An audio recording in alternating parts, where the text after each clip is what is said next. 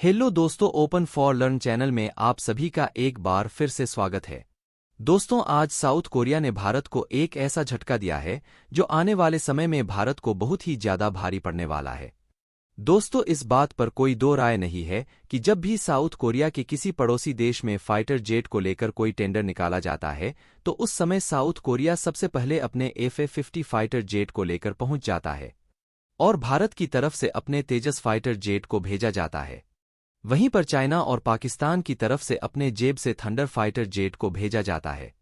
इन तीनों ही fighter jet में तेजस और FA-50 फाइटर जेट के बीच कांटे का मुकाबला चलता है।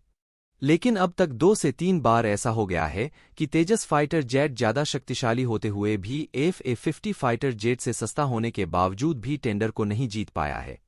चाहे उसमें मलेशिया का टेंडर हो चाहे फिर उसमें इजिप्ट का टेंडर हो, दोनों ही टेंडर में साउथ कोरिया के FA-50 फाइटर जेट ने बाजी मारी है।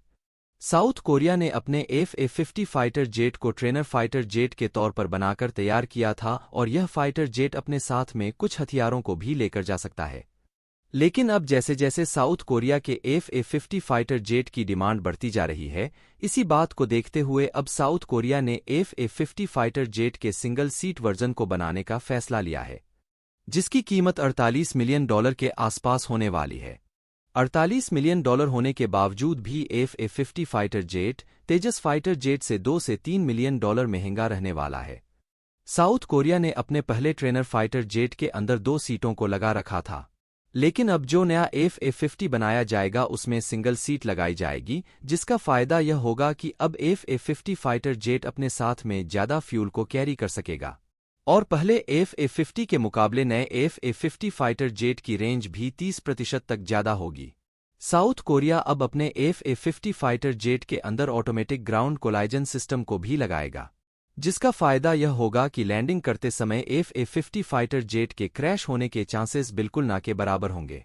और इन सभी अपडेट के बाद साउथ कोरिया का FA-50 फाइटर जेट तेजस फाइटर जेट और चाइना के GF-17 थंडर फाइटर जेट को हर टेंडर में टक्कर देगा। साथ में एक अपडेट DRDO को लेकर भी आया है, जिसमें DRD की तरफ से बताया गया है कि अब हम एक ऐसी फैसिलिटी को बनाने वाले हैं जहां पर हम आर्टिफिशियल एनवायरनमेंट को क्रिएट कर सकेंगे। ये फैसिलिटी DRDO की तरफ से इसलिए बनाई जा रही है क्योंकि इस समय अगर हमको अपने किसी भी हथियार का परीक्षण करना होता है तो उन हथियारों के परीक्षण को हम अलग अलग मौसम में टेस्ट करते हैं।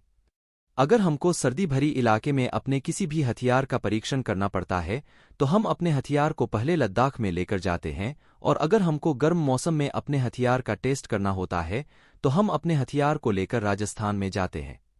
लेकिन अब ज्यादा दिनों तक ऐसा नहीं चलने वाला है क्योंकि DRDO की तरफ से जो फैसिलिटी बनाई जा रही है, इस फैसिलिटी के अंदर हम अपनी मर्जी से एनवायरनमेंट को क्रिएट कर सकेंगे और अपने हथियारों की टेस्टिंग बिना लद्दाख और राजस्थान में जाए इसी टेस्ट फैसिलिटी के अंदर कर सकेंगे।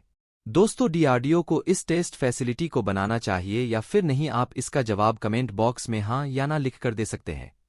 दोस्तों, अगर आपको यह जानकारी अच्छी लगी हो तो इस वीडियो में एक लाइक करके अपने मित्रों तक शेयर करें ताकि उन्हें भी जानकारी मिल सके। इसी तरह और भी नॉलेजेबल वीडियो देखने के लिए चैनल को सब्सक्राइब करके बेल आइकन को ऑल पर जरूर सेलेक्ट करें।